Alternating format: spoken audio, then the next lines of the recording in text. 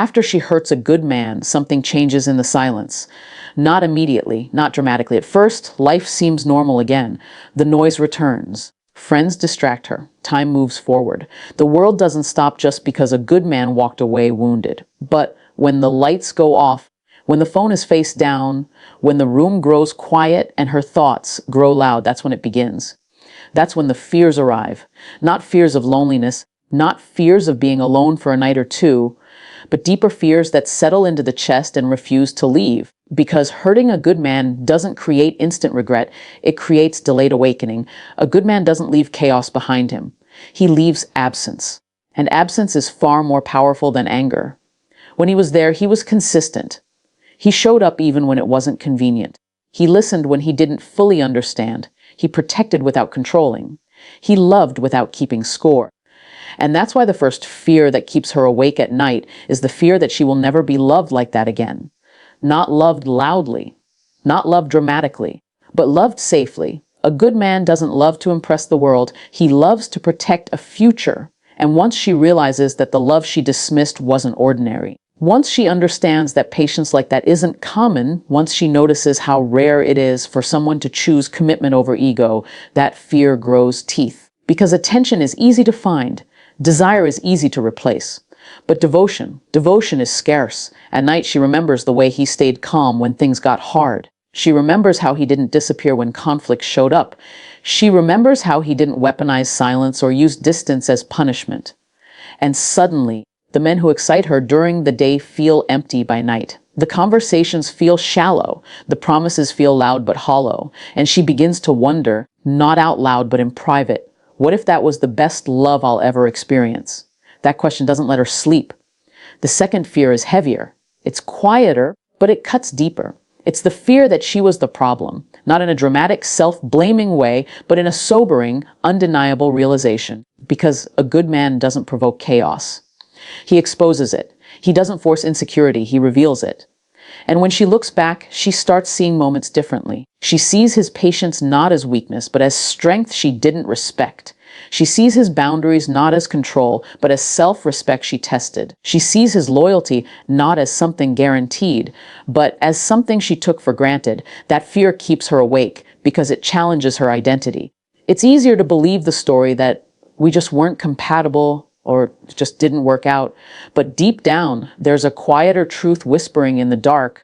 He tried, and I didn't protect what was rare. That realization doesn't scream. It sits. It waits. It shows up when there's no one left to blame and no distraction left to hide behind. She replays moments she once brushed off. The times he communicated instead of walking away. The times he chose her even when she made it difficult. The times he stayed emotionally present when she pulled back. And suddenly she understands that losing him wasn't bad luck. It was a consequence. And consequences don't argue, they teach. The third fear is the one she almost never admits, even to herself. It's the fear that he will become everything she couldn't be for him, for someone else. This fear is sharp, because a good man doesn't leave broken. He leaves wiser. He doesn't carry bitterness forward, he carries lessons.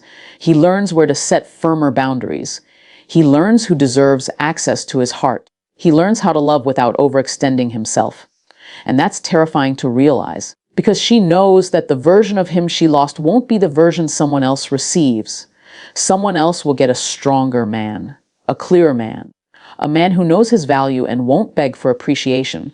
Someone else will benefit from the patience she exhausted, the loyalty she tested, and the love she underestimated.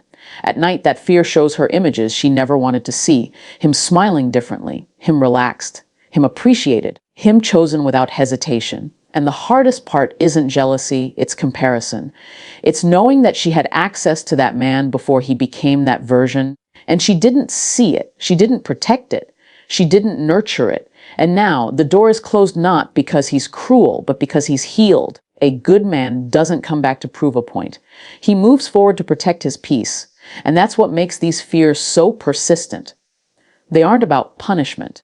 They're about realization. They're about understanding too late what was standing in front of you all along.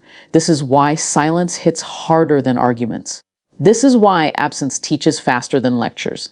This is why a good man walking away leaves echoes instead of noise. He doesn't curse your name. He doesn't chase closure. He simply removes access. And when access is gone, reflection begins. But here's the truth most people never say out loud. These fears aren't meant to destroy her. They're meant to mature her. Because pain that teaches is not the same as pain that punishes. Losing a good man doesn't mean she's doomed. It means she's been given a lesson most people never receive until it's far worse. And for the man who was hurt, there's a message here too. You don't need revenge. You don't need validation. You don't need her to admit anything. Your growth is the closure. Your peace is the answer. When you choose yourself without bitterness, when you move forward without carrying resentment, when you become disciplined in your standards and calm in your confidence, that is the moment the story truly ends. Because the most powerful thing a good man can do after being hurt is not to harden his heart, but to refine it, to love again without losing himself, to choose wisely, to walk away faster from what doesn't honor him, and to never again mistake effort for obligation. So if you're listening to this and you've ever wondered whether your absence mattered, whether your love was appreciated too late, whether walking away was the right decision, understand this. The fears that keep her awake were born the moment you chose self-respect over being tolerated. And long after the noise fades, long after distractions fail, one truth remains quietly undefeated in the dark. A good man is never truly forgotten. He becomes the standard she measures everyone else against for the rest of her life. And even as days pass and seasons change, those fears don't disappear. They evolve. They soften on the surface, but they deepen underneath. Because time doesn't erase the impact of losing a good man, it clarifies it.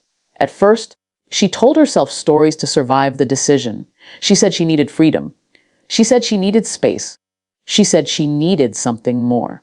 But time has a way of stripping away excuses and leaving only truth behind.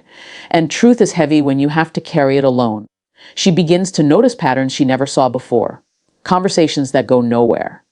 Promises that sound exciting but collapse under pressure. Men who want her attention but not her growth. Men who desire her presence but not her peace.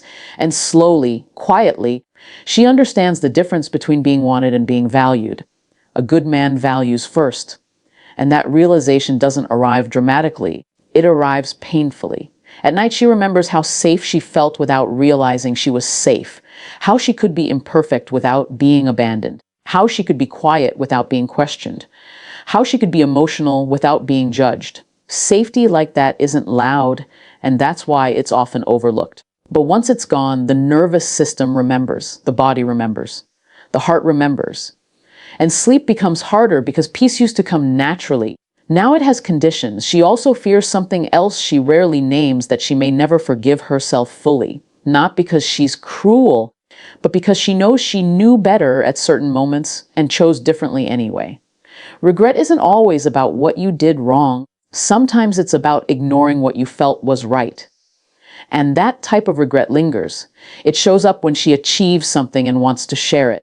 It shows up when something goes wrong and there's no steady presence to lean on. It shows up when she realizes that the love she lost wasn't dramatic enough to fight for, but rare enough to miss forever. Meanwhile, the good man isn't thinking about proving anything. He's learning silence. He's rebuilding his standards. He's understanding that love without respect becomes self-betrayal. And that understanding sharpens him. He no longer explains his value. He no longer overextends to be chosen. He no longer negotiates his boundaries to be liked. And this is where the final fear truly forms, the fear that even if she wanted to return, she no longer qualifies. Because growth changes access. Healing raises requirements. And a man who once tolerated confusion will not accept it again. He's no longer impressed by words without alignment. He's no longer attached to potential without effort. He's no longer available to someone who couldn't see him when he was standing right in front of them, offering sincerity. That fear is quiet, but permanent. It's the fear of irreversibility, the understanding that some doors don't slam, they close gently, respectfully, and forever. And there's no villain in that story. Just timing, just choices, just consequences. And here's the part that matters most. This isn't a story about blame. It's a story about awareness. Because hurting a good man doesn't mean someone is evil. It means they weren't ready. It means they didn't understand the weight of what they held. And readiness isn't something you fake. It's something life teaches, often through loss. So if you are the man who loved deeply and walked away wounded, Understand this: your value didn't decrease because someone couldn't protect it. If anything, it was confirmed.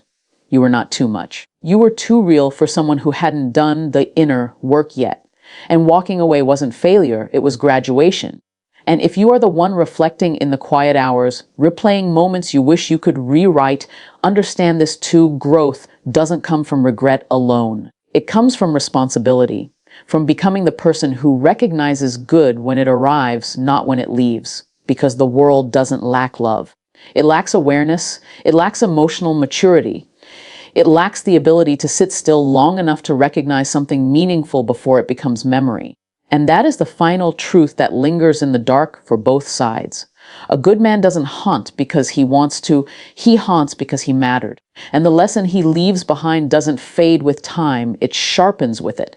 So whether you are the one who lost him or the one who became him, remember this: the greatest tragedy isn't losing someone who didn't choose you, it's failing to recognize the value of someone who already did, until the silence they leave behind teaches you what their presence once protected. And even after all of that, the story doesn't truly end, it settles. It becomes a quiet chapter that life occasionally flips back to when lessons need to be remembered. Because some experiences don't fade, they mature inside you. The loss of a good man becomes one of those experiences, not something spoken about openly, but something carried privately, shaping decisions in subtle ways. She begins to realize that peace is not boring, it's rare. That consistency is not predictable, it's dependable. That emotional stability is not dull, it's grounding. And this realization often comes too late, after chaos has exhausted her, after excitement has proven temporary, after unpredictability has drained her spirit. She starts craving the very things she once overlooked: calm, reliability, presence. But craving something doesn't mean it returns, because while she is learning this lesson slowly, the good man has already integrated his. He has learned that love should not feel like constant proving. He has learned that the right person doesn't need to be convinced to care. He has learned that effort should be reciprocated, not rationed. And once a man learns these things, he doesn't unlearn them for anyone. At night, this truth sits with her, the understanding that timing is cruel, not because it's unfair, but because it's precise. It delivers lessons exactly when you're ready to feel them, not when you want them. She understands now that the good man wasn't perfect, but he was intentional. He wasn't flawless, but he was sincere. And sincerity is something the heart recognizes long before the ego does. She also starts to see herself more clearly, not with hatred, but with honesty. She sees where fear spoke louder than love, where validation mattered more than values, where comfort felt threatening because chaos felt familiar, and that awareness is uncomfortable. Growth often is. But awareness without action becomes another form of regret. So she sits with a choice to repeat the pattern or to break it. And this is where the story splits, because some people allow this realization to change them. They become more intentional, more present, more accountable. They learn to protect what's good instead of chasing what's loud. Others, however, allow the regret to harden them. They tell themselves it wasn't meant to be and move on without reflection. And the cycle continues. The good man, meanwhile, doesn't wait for acknowledgement. He doesn't need an apology to heal. He doesn't require recognition to move forward. He understands that closure is an internal decision, not a conversation. He takes what he learned and applies it quietly. He chooses better. He walks away sooner. He loves with clarity instead of hope alone. And this is perhaps the most painful realization of all, that he is no longer emotionally available in the way he once was. Not because he is closed, but because he is selective. His heart is still capable of depth, but his standards now protect it. And that protection makes him unreachable to anyone who once benefited from his openness without valuing it. That thought lingers, because it means that even if paths crossed again, even if words were exchanged, even if apologies were offered, it wouldn't be the same. You can't return to a version of someone who no longer exists. Growth changes people. Healing upgrades them. And access is not permanent. This is why the quiet hours are so loud, because during the day, distractions soften reality. But at night, when honesty has no competition, the truth speaks clearly. And the truth is, this love is not just about feeling, it's about recognition. It's about knowing when something real is in front of you and choosing to honor it while it's there. And if you are listening to this as someone who loved deeply and lost, understand something important. Your role in their story wasn't to stay forever, it was to teach. Sometimes you are not meant to be the ending. Sometimes you are meant to be the lesson that reshapes how someone loves for the rest of their life. And if you are listening to this as someone who is reflecting, questioning, learning, know this. Regret can either become a prison or a teacher. The difference is responsibility. The difference is growth. The difference is whether you let loss change you or simply haunt you. Because in the end, the pain of losing a good man isn't about loneliness. It's about awareness. It's about realizing that something rare passed through your life, offered stability in a chaotic world, and asked only for respect in return. And here is the final truth, the one that stays long after the fear fades, long after the memories soften, long after life moves forward. People don't lose good men because they are unlucky. They lose them because they didn't recognize the value of quiet love in a noisy world. And once that lesson is learned, it is never forgotten, because the absence of a good man doesn't just leave space, it leaves a standard that nothing ordinary can ever replace.